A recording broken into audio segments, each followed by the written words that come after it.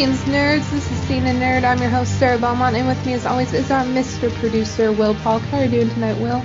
Doing very well. Do you remember what day this is? This is September 21st, who my little brother just turned 30 today. Oh, well, happy birthday to your brother.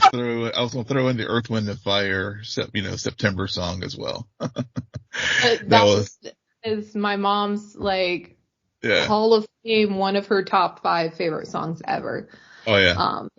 I was gonna play it, but then I was like, I don't want to get, but then I don't know how much I could play before I get a copyright block, so. Yeah, maybe one note. Yeah, exactly.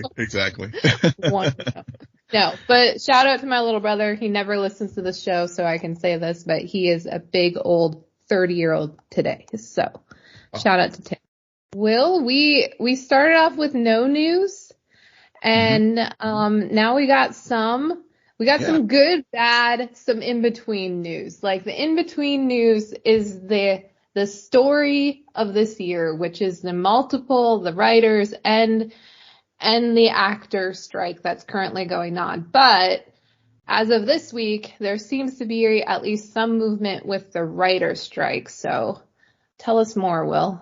Yeah, so there is some movement with the writer's strike. The CEOs of the Big Four, as far as with AM, met with the leadership of the Writers Guild. So Disney, Universal, Netflix, NBC, and, let's see, I'm leaving out one. Anyway, but, the, bottom line is they have very good discussions, and looks like they are, still, the residual issue is still one that seems to be a sticking point, but I think there is some movement there.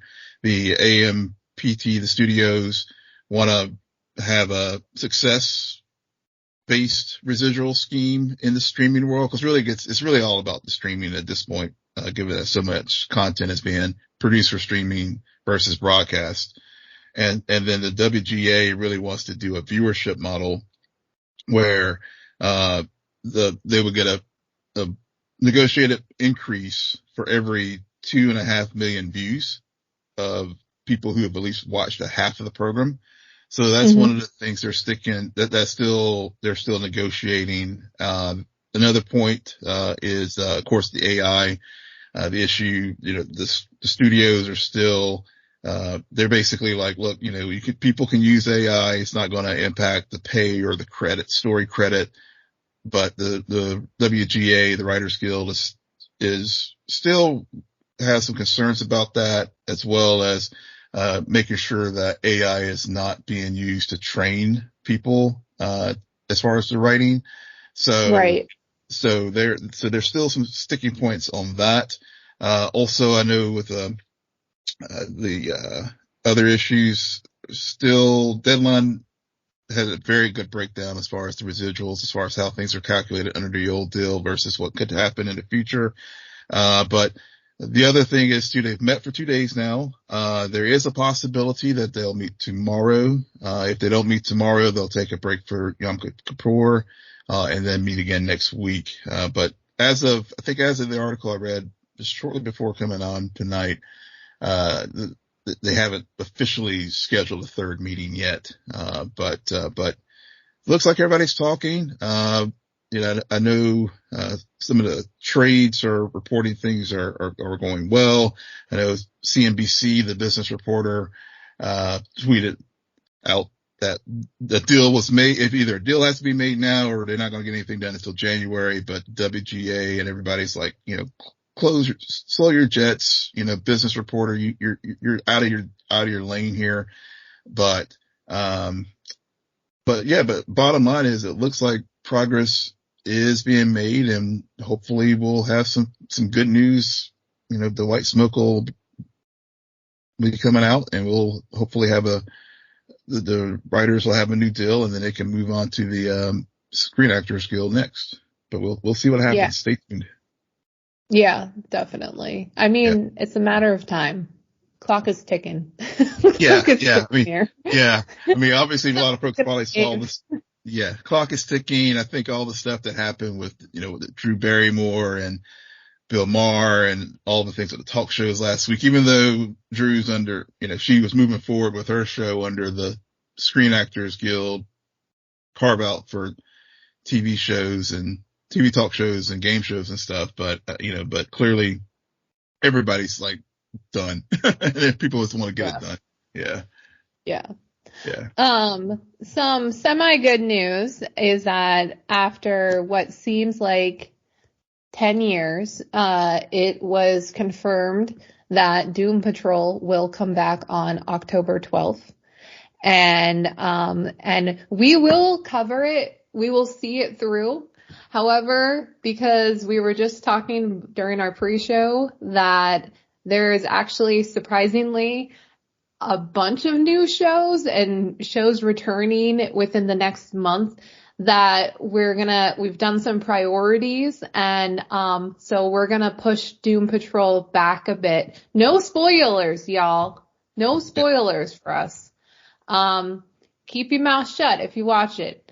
And I hope everyone does watch it, and I hope if you haven't watched it yet, at least check it out, because arguably the first season is like nearly perfection. So it does drag as the seasons go on, but there's a real charm, and we've grown attached to these characters, so we want to see it through. We want to see how their stories end.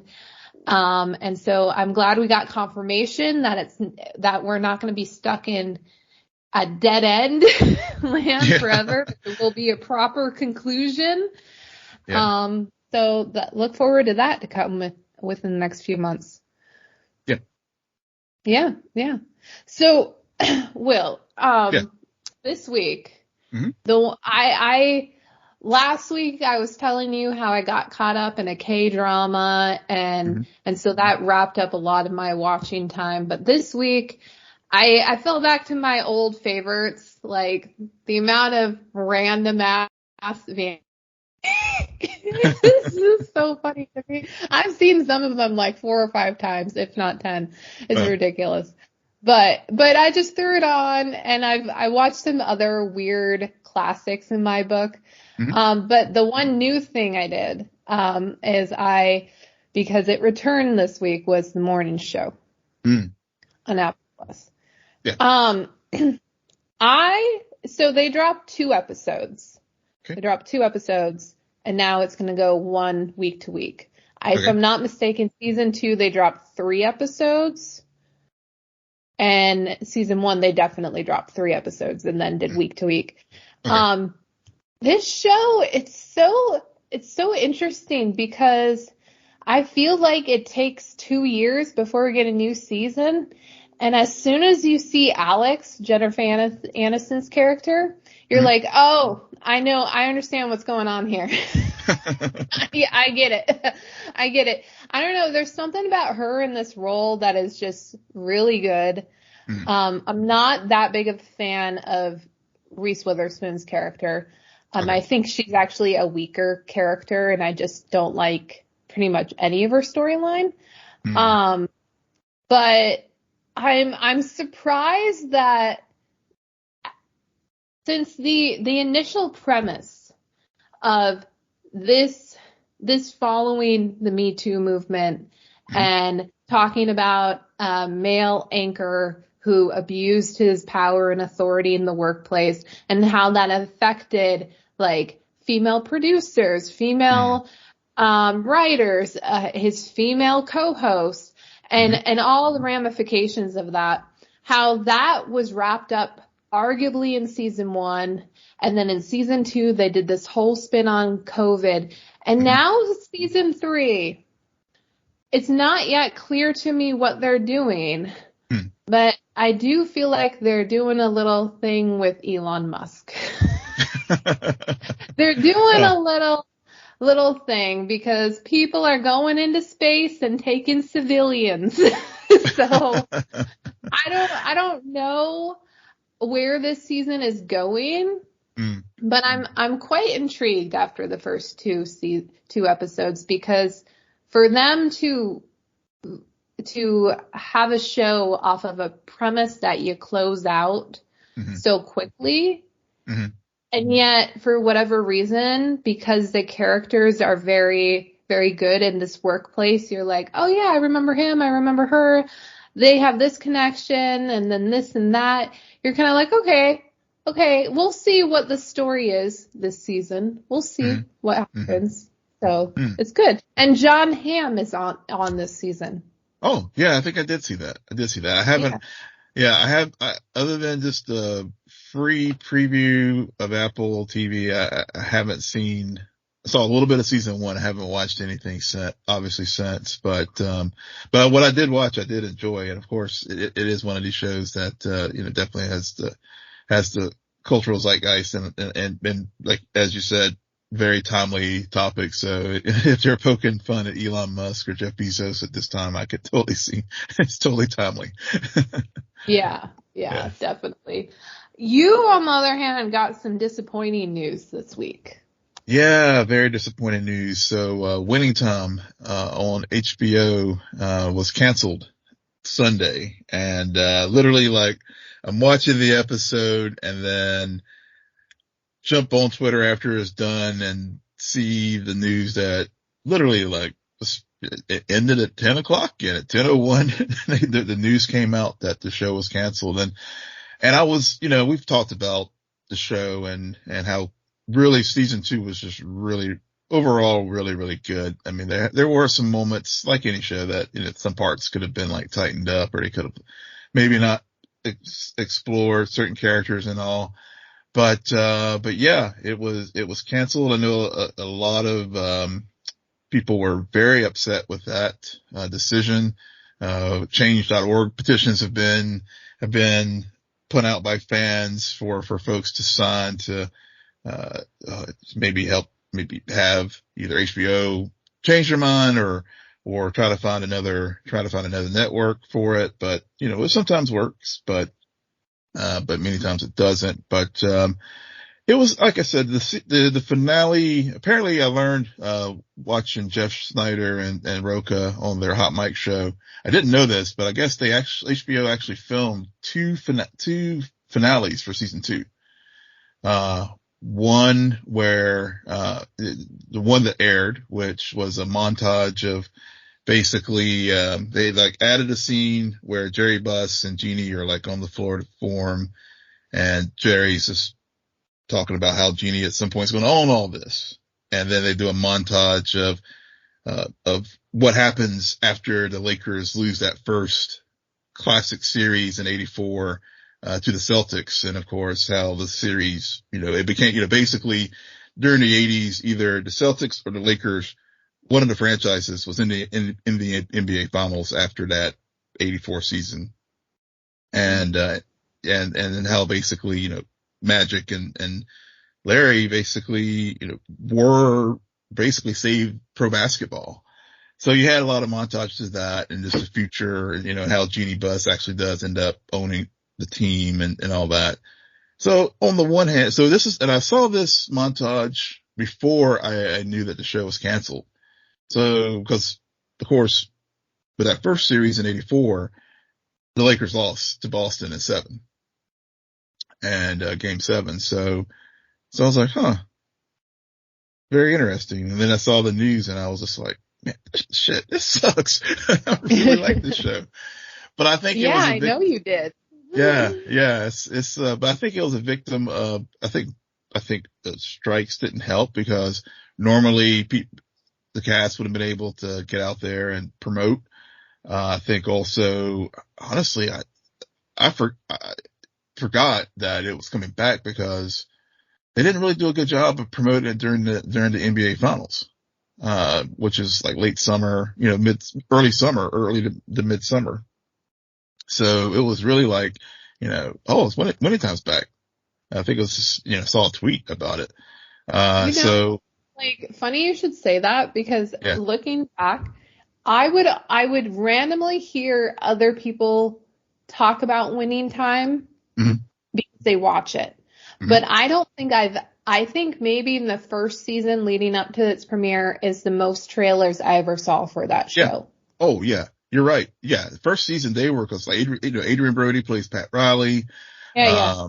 Yeah. And, so leading up to the series, when it started, even from our platform here, I was really, really excited about the show. And I really did like the first season and talked about it some then. But as I said, it did get canceled. Many fans shared their angst to HBO Max or I guess it's Max now. Hopefully it'll get picked up, but if it doesn't, we did have 2 solid seasons of, some really fine television. Yeah. I mean, some shows, Krypton, just suffer that axe way too soon, but it happens. And then there's other shows, Flash, Arrow.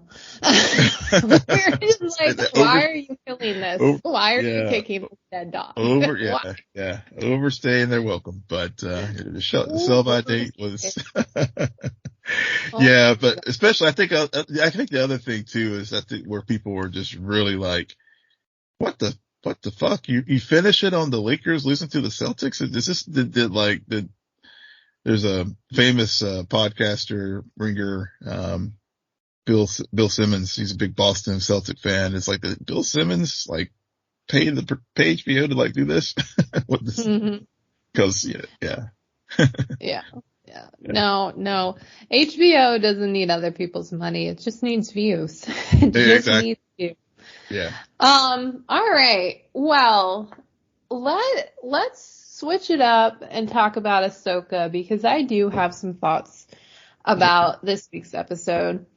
Again, I liked last week's. I just can't stress it enough. I did really like last week's episode.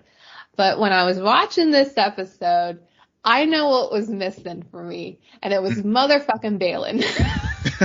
Yep. Baylan?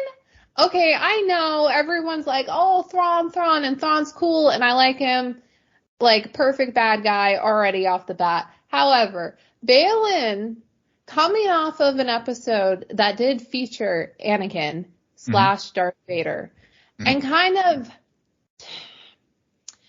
was much more about Ahsoka and her issues than Anakin. But for whatever reason, while I was listening to a lot of Baylan's dialogue, because he, like Anakin, is a fallen Jedi. Yeah. He's a Jedi turned Sith in all of this madness. Well, he's not a Sith. Okay. He's not a Sith, but he's also not like green lightsaber or whatever. Right. But anyway, he's not a part of the Order. That is for sure. Exactly. Yeah. Yeah. But anyway, what I was getting at is I found it interesting to hear about, like, when Shiv asked, what do you miss about it? And then you hear him talk about the idea of it, like what the hope was. I'm pretty sure that's what he said. Yeah. And then you also hear about how when everything was burned to the ground and it was all taken from him, he didn't understand why. And then and in a way, he's like a semi-historian who's like, I looked back and I realized, like, this was always going to happen. It's happened before. Like, I love the line about it just is a circle. It's a cycle that I want to break, which, shout out to Game of Thrones, because for anybody who's watching Ahsoka and who has watched the first series of Game of Thrones, please tell me I'm not the only one who immediately thought of when Daenerys was talking to Tyrion about breaking the wheel. It's the same thing. It's a cycle. There's these families, Targaryen. I don't know my Game of Thrones very well, but I'm telling you, it's a very similar thing where all of these families are just switching out who gets to sit on that throne. Here, we only have 2. We have the Jedi and we have the Sith. But still, it's like this constant, I was like, oh my God, that is such a cool parallel. So I really like Baylan. And there, I don't know about you, but he gives me such King Arthur vibes. Oh yeah. Like Yeah. one who would sit at the round table. It's so Shakespearean with him. It's really cool. It really is cool. And you're right. I mean, Baylan, we've talked about, rest in peace, Ray Stevenson being MVP of this series, but he really is. I mean, and you're right. I mean, that presence, that gravitas. I mean, it is that Arthurian gravitas that he just brings to the role, and the dialogue, as you noted, and the parallels, and and even though, with the beginning of the episode, it was a nice, we only had Ahsoka for really the first few minutes, but her and who I'm talking about, the stories, and then later so it really sets it up well when Baylan comes back and talks about, being there in the temple and talking to Shin about the fables and the storytelling, as far as hearing about Peridia and all these things at the time we thought they were just myth and folklore. And now here he is, and he feels something about that place calling him to break that cycle that you talked about, where he is,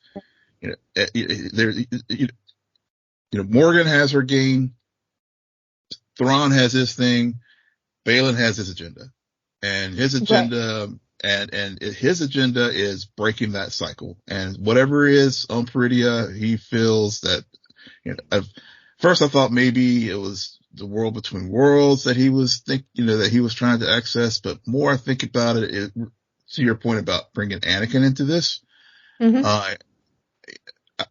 thinking about Anakin being the chosen one, and but then when you think about in all the lore that they've been bringing up from Clone Wars with the Mortis family and the three sisters and the Force and all those kind of things. So the Mortis are like the balance, the father, son, and daughter, the light, the dark, and the middle that brings everything together.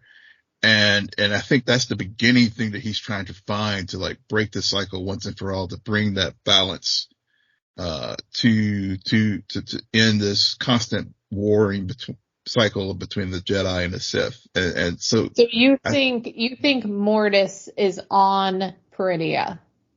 Something, yeah. I mean, yeah, because the three sisters, the night sisters of Dathomir, the grand sisters there on Peridia, they all tie back to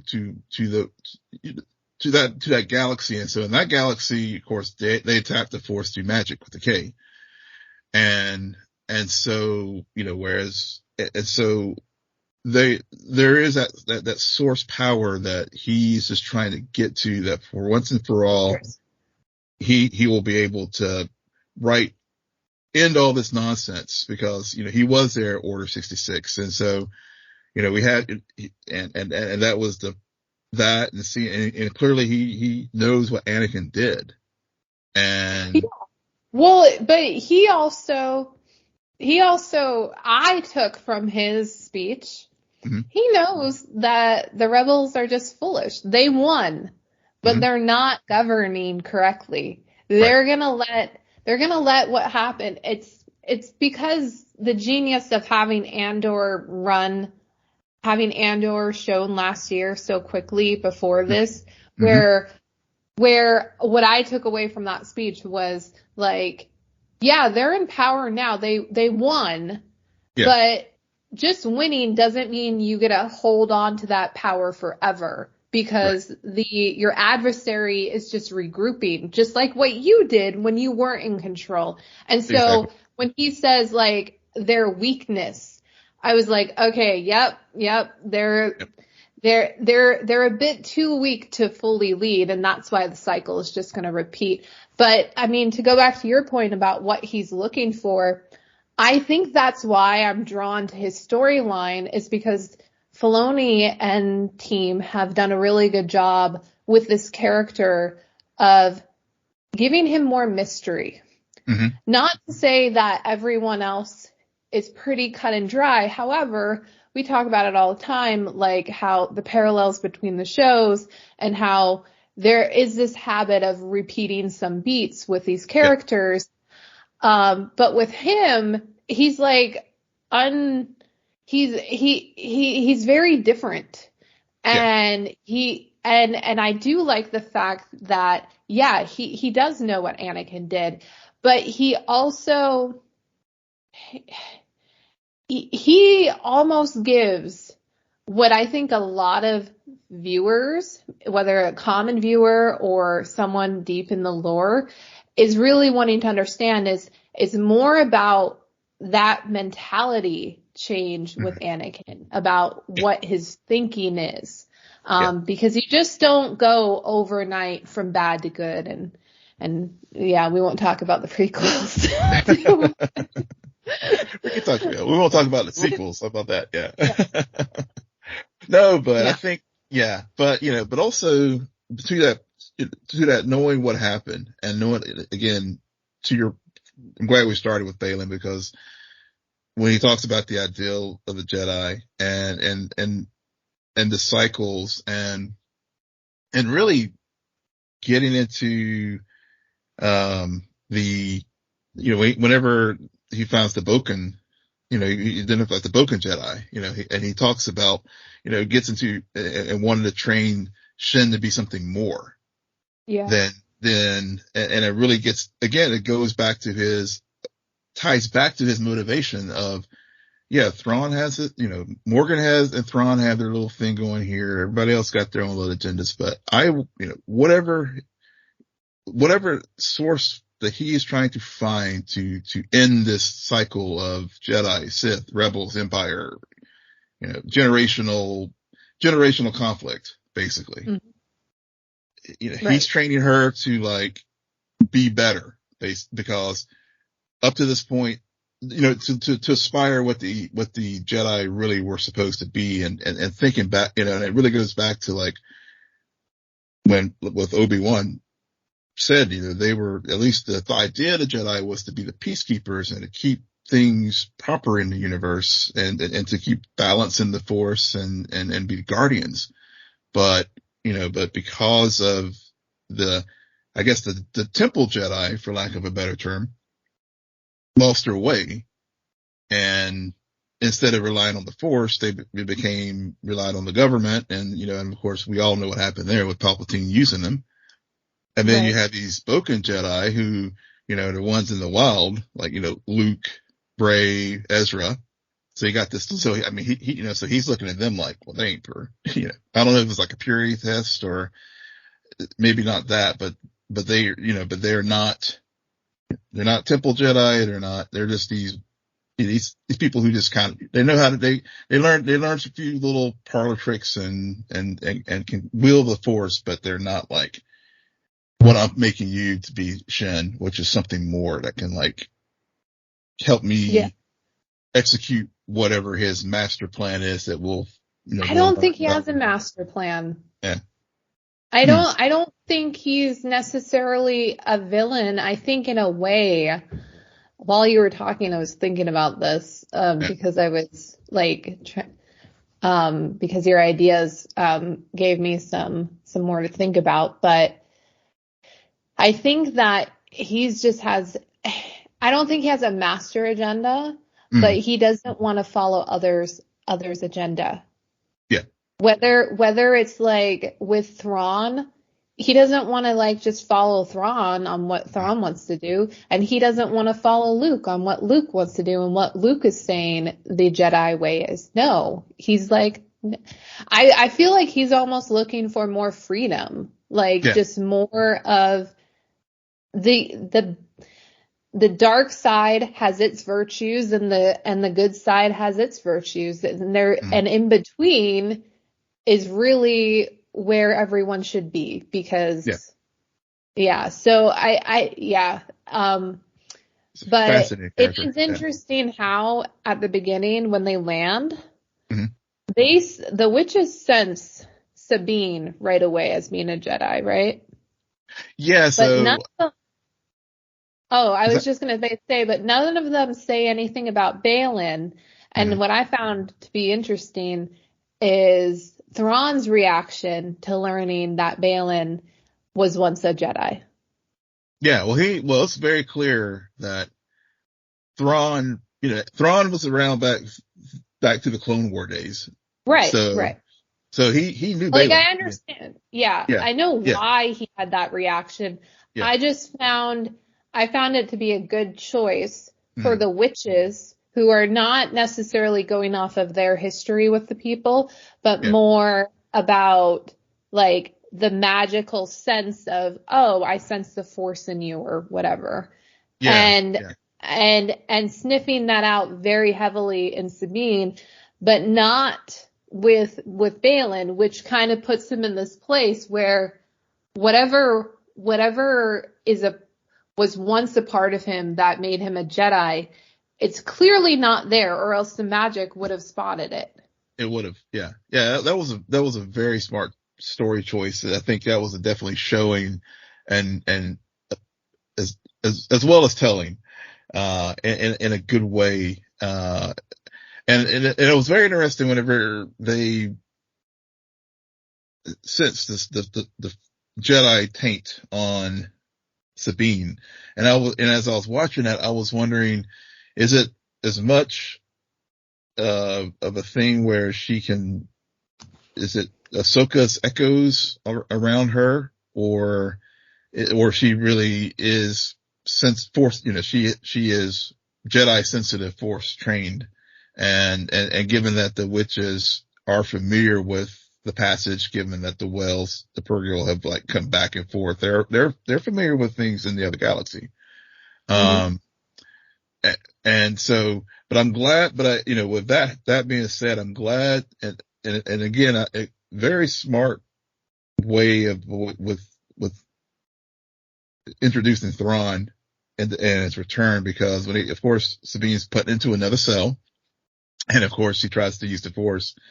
And I love the way they like set that whole thing up, where after they do the head fake where they're like making, oh, you're a Jedi. And then and things start to move, and then we realize that it wasn't her. It was just the star, the Chimera, just the Star Destroyer coming in and all that. So I really liked that aspect of using that scene as a way to, again, do that head fake of like, oh, Sabine's finally going to be able to do it, but no, she can't. Yeah. Yeah. Yeah, and then that brings us to Thrawn. Yeah. Well, yeah. Good old Thrawn. Good old Grand Admiral Thrawn. Yeah, and as so I have to ask, for someone who's heard about Thrawn, but, either through Mandalorian but haven't watched Rebels or anything else, did he live up to your expectations, or do you need to see more? Oh, I need to see more. Okay. Not that expectations are a funny thing. I was not underwhelmed. Like I was not underwhelmed, but I wasn't surprised by anything that he did this episode. Okay. I guess maybe I was just a tiny bit underwhelmed, because I'm like, okay, you're clearly overcompensating for something. That's all I'm saying. A fucking huge ship and a lot of undead troopers, but command at your will. But and all of his dialogue was great. The acting was great. But I had heard so much about him that when he was finally here, I didn't feel like I got punched in the face. Like, I didn't feel like, oh my God, best villain, because I haven't seen too much in action. Like, he's just a man who's like, okay, dude, I'm glad you're here. Thank you for doing what I said to do. We gotta go. Because I'm done. I'm done here. I got my plan. I got my troops. And then he's like, whoa. What do you mean you brought Ahsoka here unknowingly? Fuck you. Now we gotta do this. So and there were hints and dialogue choices that I picked up on where he's clearly a bad guy.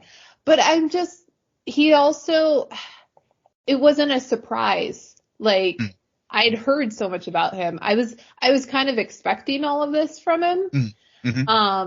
So yeah, it's just, neither Thrawn nor Ezra, punched me in the face or was like, wow, great. And I know we're going to talk about Ezra because I will say right now, Thrawn's whole entrance, significantly more on board with it than Ezra because I have questions, and this also partly stems to my continued disdain for Sabine. I have major issues with Sabine. Fair enough. But yeah, Thrawn did give me like one of my favorite characters this episode, Tato was the Howler, freaking scene stealer. No, the Howler was a stealer. Yeah. Okay. He made the Howler made 25% of Sabine's scenes work. Yep. They really did. You're no lies have been told. No lies. And I mean, and then on top of that, they brought in not turtle people somebody please tell me after watching this episode, you have now begun to write fan fiction of where Grogu and the non-turtle rock people become friends and family. Yeah. The show writes itself. I mean, Anati and Grogu. Yeah. I mean, yeah, that's your next story in the New Republic time frame. Filoni. Yeah. Yeah. But enough about the cute little creatures. Yeah. What about you, Will? I mean, you've been, we're one episode off, but did they deliver? What are your thoughts about how they were like, here's Thrawn. Yeah. Here we go. I thought they delivered for me as a Rebels fan, and seeing the tactician the quintessential scene for me with Thrawn was after he learned about Ahsoka.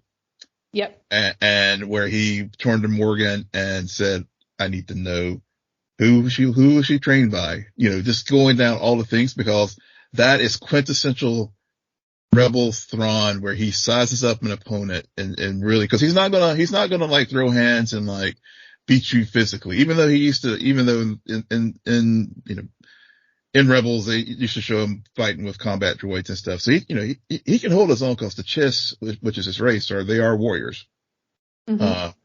But it's the tactical mind that really, I felt they really captured well. Obviously, the physical aspect with the voice. I mean, having Lars portray him in live action after doing the voice work in Rebels, that was so clear. The devotion that his both probably dead and undead, the zombie night troopers. I mean, some of them probably did survive the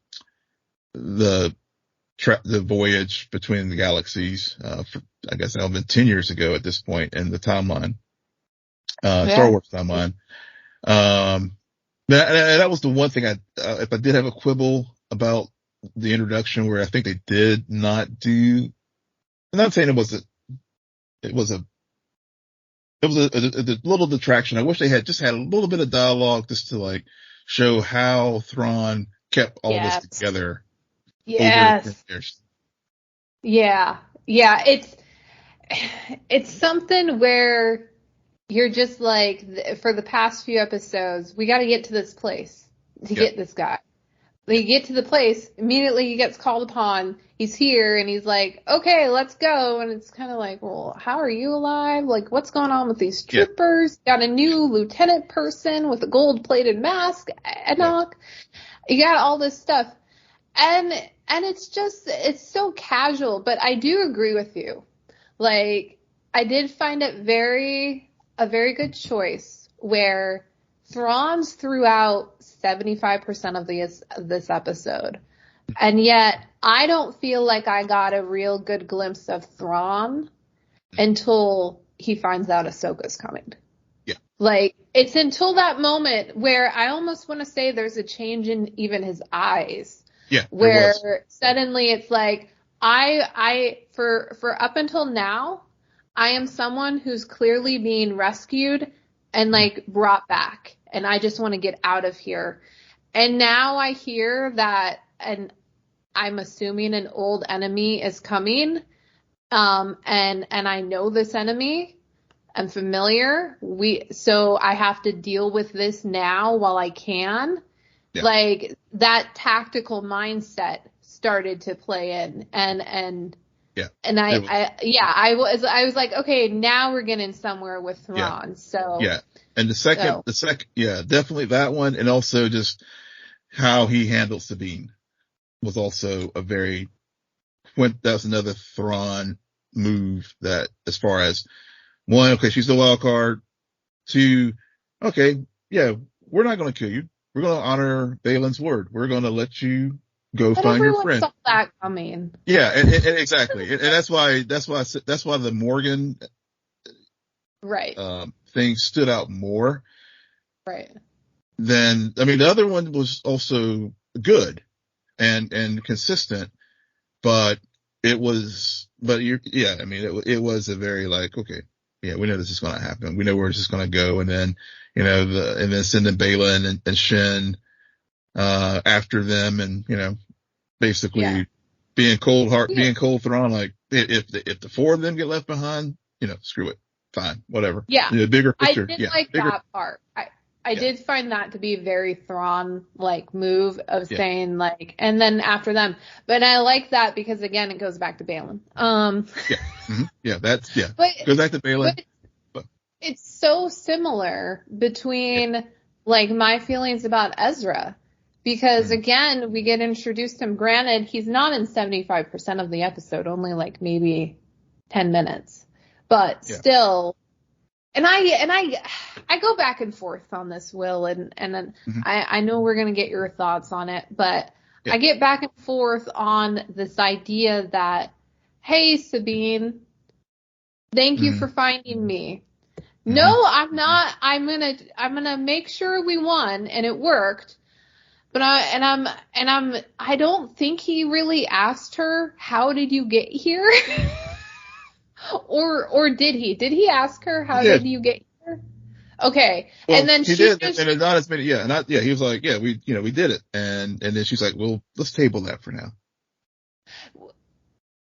We did it as in we got here? Well, they found him, and he wanted more details, but she didn't want to get into the details because then. How did you find me? Got it. Yeah. Okay. Yeah. I get it. It's at the end of the episode. You just want to reunite them and kind of dramatically pause on this realization that Sabine has where, oh, I didn't really think this through. Well, no shit. Because, you find him, but Sabine, now you have to get off the planet. You have to get out of here. Like it's not, you got a one-way ticket. But thankfully, Ahsoka was eaten by a whale. But I did see your tweet last night about you having some debate of your own, a more of a family debate about Ezra, but why don't you give us your thoughts, Will? Yeah. So so the actor, he nails Ezra, I have to say. Let me just start with that. As far as the spirit of Ezra Bridger, Iman, like he, from the mannerisms, the voice, he nails them. Where I had problems with that, and where the scene worked for me was, this was exactly where we would find Ezra with the Nati. I mean, that was something that I could totally bought, totally got. It was fine. Where the scene didn't work for me at first was, and this seems to be a directing choice, I think, was it worked. The first part of the scene worked when he's like, I knew I knew you would find me, that no issues there. It was just after that the pause, and maybe they shot it different ways, and maybe was where they landed.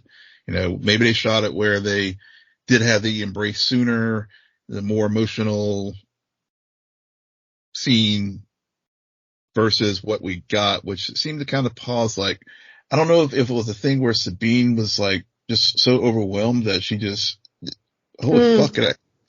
Maybe that was the point. And now that I think about it, she's like, holy fuck, we actually did this.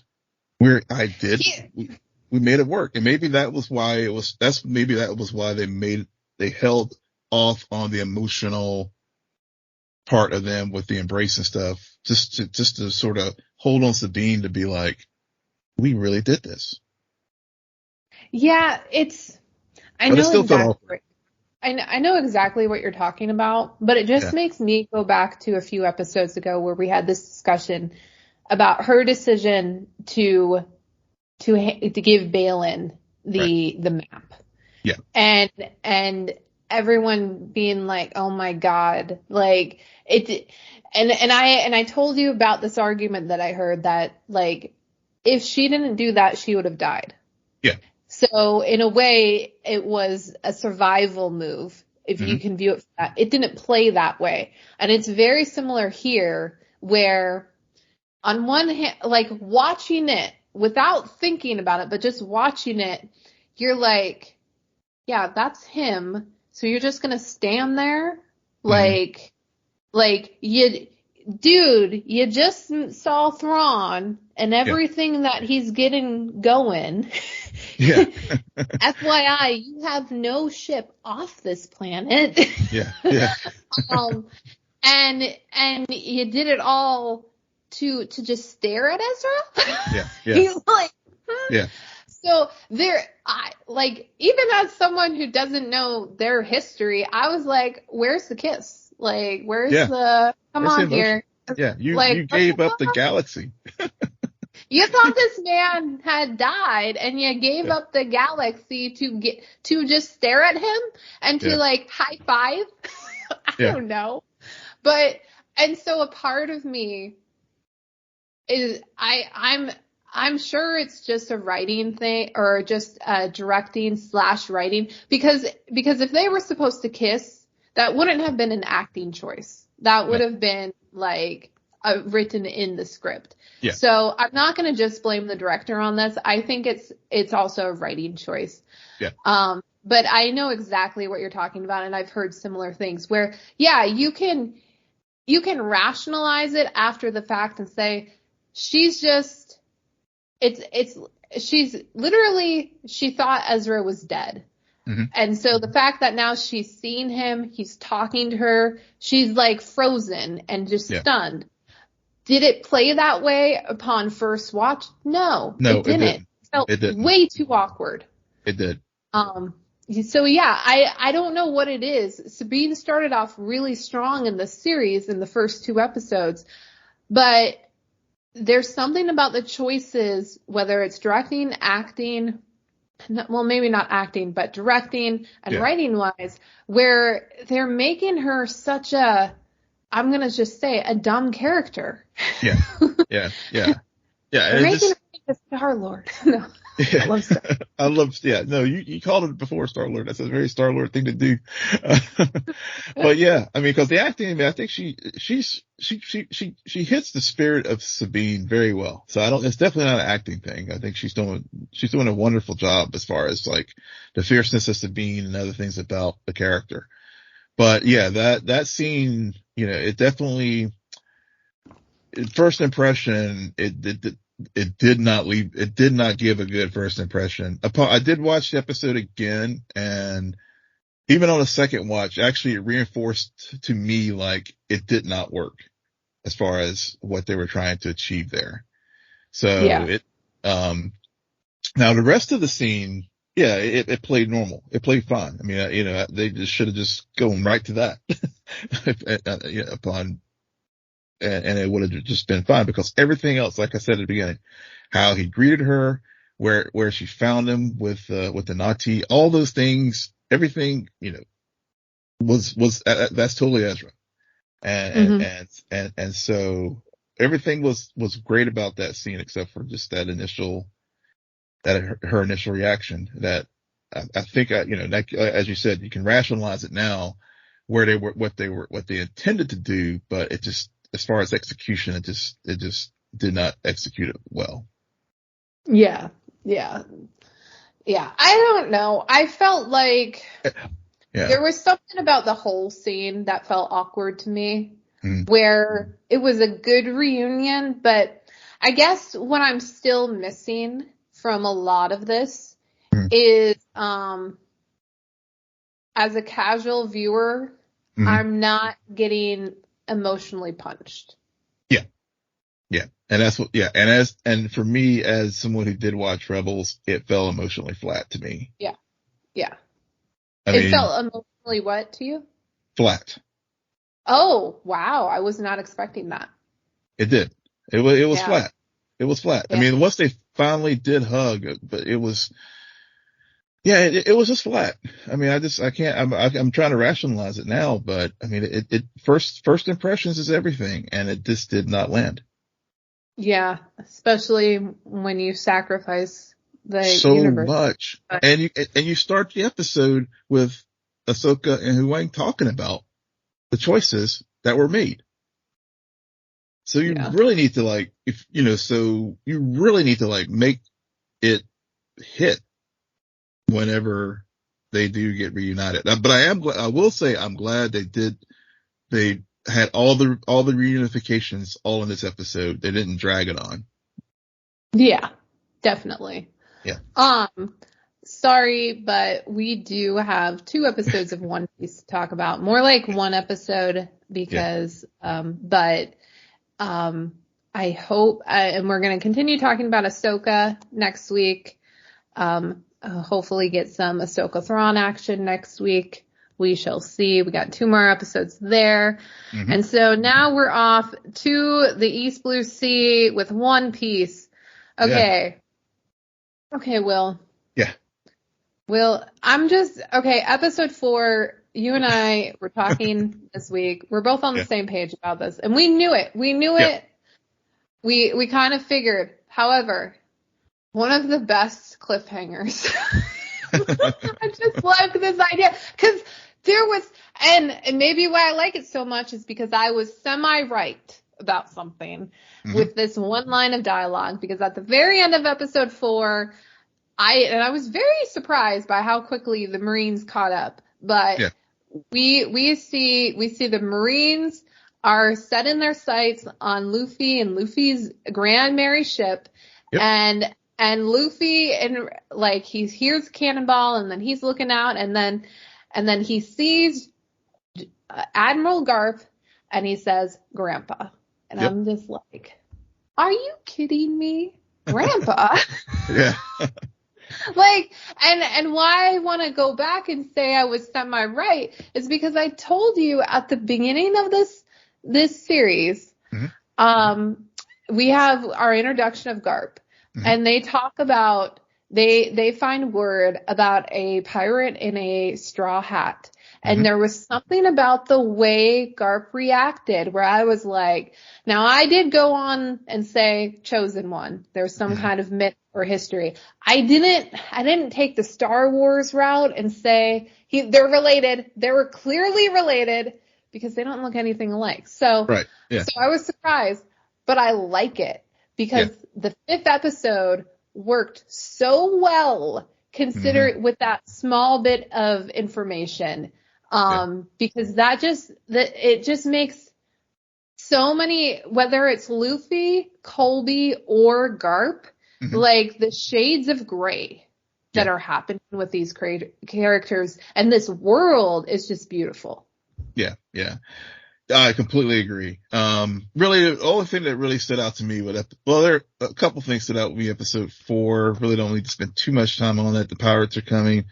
We are introduced to Usopp.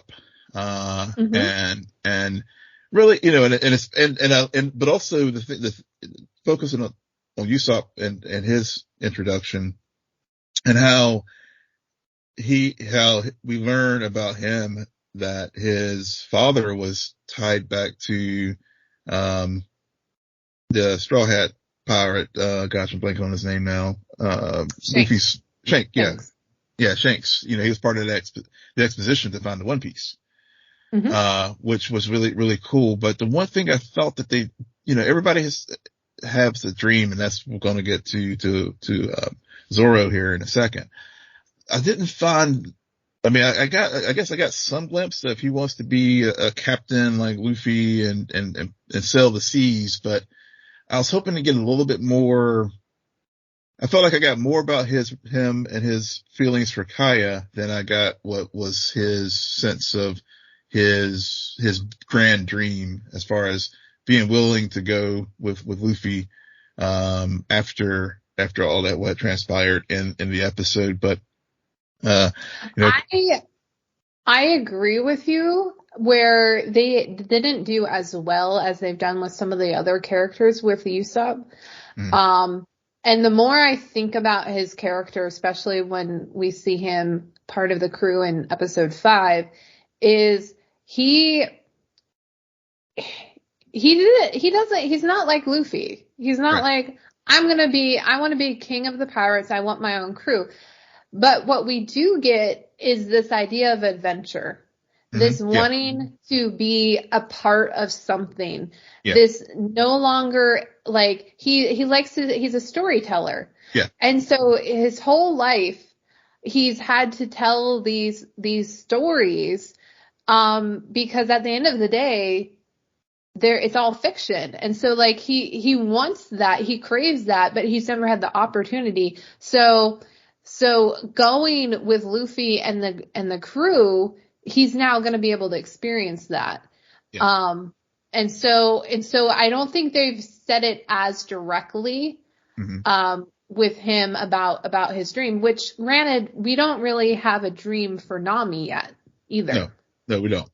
But we're getting bits and pieces of her background and her motivations as far as why she is sticking around with these, with the other Straw Hat pirates, and which I feel, and it will probably get some more with Usopp as we go further, but I just felt that, you're introducing a new character and especially the way they introduced him, as with the flashback to whenever he was a kid and to your point about telling stories, I mean, he's kind of like the kid who cried wolf too many times, and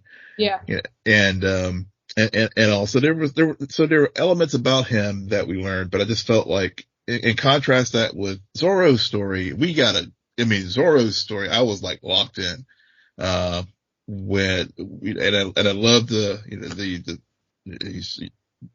bottom of the cave and the well and having to climb out of the well, a la Dark Knight Rises, but the flashbacks, really the bigger thing is the flashbacks to him and his Koya and sparring and really setting up who's going to be the greatest swordsperson in the world. And Koya's not dead, by the way, not dead. Yeah. I'm saying that now. Have you watched it?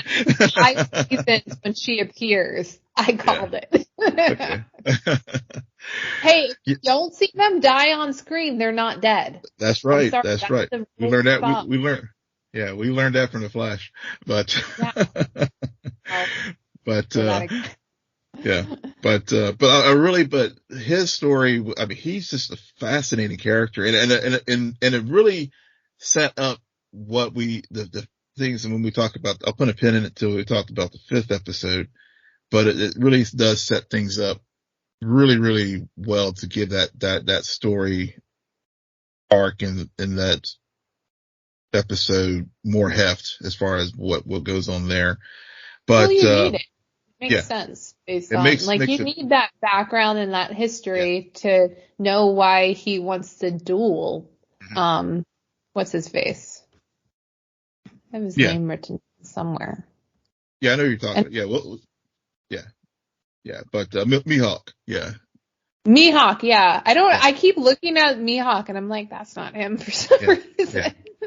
But other, those were the really, Zoro's story was like, and finding Usopp and it were really the highlights for me as far as episode 4. I mean, the stuff with Kuro, it just, that was the one time in this series where I was kind of like, I did kind of reach, I have to admit, I did reach for my phone on that one. Cause he just wasn't compelling. It was just like, yeah, the Captain Black, pirates. The Black Cat pirates. The Black Cat pirates, whatever they are. I almost wish they had consolidated episodes 3 and 4 because there was not, to me. I go back and forth on it. I think that if they had truncated that even more, because you're dealing with Usopp, you got to get to know Usopp within that. It has to make sense how they get the ship in the long run. Yeah. They also have to tell Zoro's backstory. You're also simultaneously dealing with a lot of Garp and Colby's newfound mentorship thing happening, which you think is just, that's a C storyline, but no, that's B. That's storyline B throughout this entire season because that plays in so heavily with what's going on with Luffy, especially now that we know that going into episode 5, which starts off showing a flashback of Luffy, and his grandpa and the idea that his grandpa really wanted him to be a Marine, but he wanted to be a pirate. Now, I did notice he's already wearing the straw hat. So I don't know where grandpa was, just when Luffy was spending all his time with Shanks. So, grandpa, you had your time. You fucked up. You missed it. And so now what? Well, I think I'm glad you brought that up because if Luffy has a straw hat, Shanks already left. So exactly. Yeah. So it's like we didn't see Grandpa before, and we were told Luffy has no family, like he's an orphan. Yeah. And then we see him playing in the sand, and Grandpa comes, acting like it's just another Saturday afternoon. So I know that they're not going to tell us the whole story. I mean, they got renewed for another season, and there's 27,000 episodes, if not more, of this show, the anime and stuff. But at the same time, it was a bit like, okay, I know we're going to do some funny things with time, but dude. So you just learn about Garp, why this is so personal for him. And when we see Luffy's able to get away and escape again, I thought it was a very cool thing to hear about this pirate marine alliance in this world.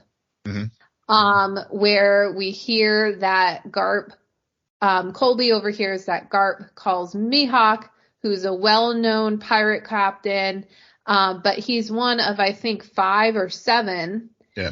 And there was an alliance that was formed.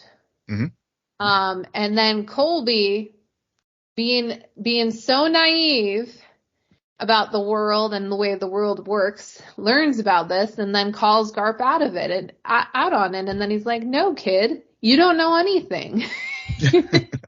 So, and I like it because Garp is right. And, I will say it in this episode, Haircut is actually right too. That's Haircut is right. Yeah, Haircut is. And Haircut especially is a character who really could be like that Draco Malfoy, evil little, like, oh, I really don't like that character. But there are moments when A, he's right. B, he doesn't hate Colby. He just, like, they're in competition with one another. Yeah. And he's annoyed, but at the end of the day, like, so far we haven't seen him do anything really evil. He just has his own perspective on the world. And so I just think that's a really interesting thing to do. Yeah. I had a lot more thoughts, but yeah. No. The thing with haircut and Kobe too is I think he's indebted to Kobe, at least for saving his life, because the mask came down whenever, when Luffy like redirected the the cannonball, back to Grandpa's ship, the Garp ship. I do really like this episode. We get introduced to Sanji. Mm-hmm. They leave us with a duel between Mihawk and Zoro. And it sounds like Zoro isn't dead. No, I don't. Yeah, no. It sounds like the way they left it. And again, to your point about the cliffhangers, I had to fight the urge to like continue on, because this was with this ending, and it definitely lends itself to like, you know, I was talking to a friend of mine today about this show and trying to, and sharing with them how much I've been enjoying it and they should watch it. And I shared with her that it is bingeable in the sense that the way they have these cliffhangers set up, you don't want to wait to like, I know we've just made a conscious decision to do it weekly and approach them weekly, but it was hard last night, I have to tell you, because I wanted to know what's happening to Zoro. It was. It's just so far this show, there has been some awkward writing. There has been some bad acting. Personally, the flashbacks of Zoro, I thought were fine, but I really don't like that kid actor. I didn't think he did a good job at all. I'm like, I can't see you growing up to become Zoro that we know. I just don't see it. But at the end of the day, the characters that we're constantly getting, the history that we're constantly learning about, but not to an extent of where we have to hear five different monologues, or it's still simple. Yet it really fleshes out a very colorful world. Oh, totally. And so far the connections haven't been too like so far Luffy's only related to one Marine. Okay. We'll keep it at that.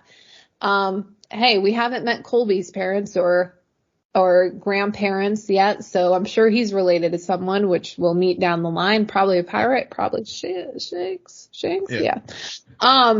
But it's good so far. It's not just the cliffhangers. I think it's just like, okay, who are we going to meet next? Yeah. Oh yeah. What's the next adventure? So it's fun. Yeah, I mean, just thinking like, we met several new people, like whenever we meet Mihawk, and we see the bounty and it's like canceled because the Garp and the pirates having an alliance, and as you noted, Kobe's naivete of the world, it really is this is a lived in world, and they do a great job of world building. Where all these connections make sense, and like when we meet Sanji, and really, he learns that he loves to cook, and the thing is, he really, he's a very giving person, especially like whenever the pirate, comes in and he's like, look, I'm, everyone is going to get fed here. We're not going to let this guy like not have a meal. And it really builds on the thing of how we were introduced to him, at the beginning, as far as, as far as his background and even like whenever he got busted for not wanting to, he wanted to make nice meals, but, they have a menu that they got to follow, and then it gets shipped out to the, to be a waiter. But, but whenever he has an introduction to the Straw Hat pirates, how it interplays there with the creep, and you can sort of already see the early formations of like, oh yeah, he's going to join up with the crew here, and I don't need, and not even, I don't need to see the promotional materials to realize that. So they really do a great job of just pulling all these various stories together and make it believable that these folks are bonding, and especially like in this fifth episode with Nami and Zoro, and how she's like finally admits, like, I care about you. You're my friend. I don't want you to get into this duel because I don't want anything to happen to you.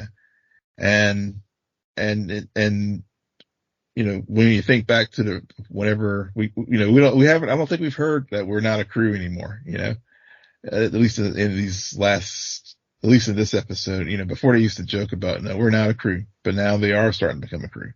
And it's cool really seeing that all to come together. Definitely. Yeah. All right. Well, that is it for us tonight. Will, why don't you tell our listeners where they can find you? Yes, you can find me on Twitter, I guess currently known as X, at Will M. Polk, WILLMPOLK.